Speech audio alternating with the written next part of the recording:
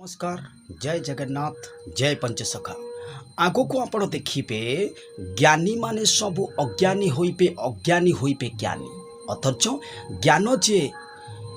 बांटब से मूर्ख लोक बहुत ज्ञान बांटे आपण मैंने देखिए ज्ञानी माने जो अज्ञानी माने बहुत पाठ पढ़ुवे से अज्ञानी भाया काम करेंगे आपण मैंने लेखिक रखुना ज्ञानी माने सबू अज्ञानी होइबे अज्ञानी होइबे ज्ञानी एगुड़ा देखिए आपण मैंने ज्ञानी माने सब अज्ञानी हेबे अज्ञानी होइबे ज्ञानी आ पुरुखा लोक को देखिले आपण मैंने देखिए टोका मैंने टाइट परा करेंगे पाला प्रवचन भागवत एगुड़ा सब बुड़ी जीव आकु कई मन देवेनी बाप जदि सत्यनारायण पाला करुच्ची पुओ से रेकर्ड डांस करुच्ची आपण मैंने देखिए यही घटना आगु को घटब आपण मैंने देखिए निश्चित देखिए आगु को प्रलय आसब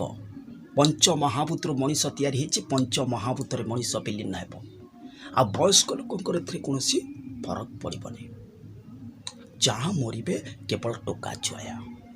आपण मैंने लिखिकी रखु आगु को विपर्जय आसूची भयंकर विपर्जय को सामना कर सारा विश्व बार बार आपण मानक चेतावनी दि जाऊँ मनीष सुधुरुने मनीष आचार व्यवहार ये सब जब परिवर्तन न करे पृथ्वीर प्रलय निश्चित हो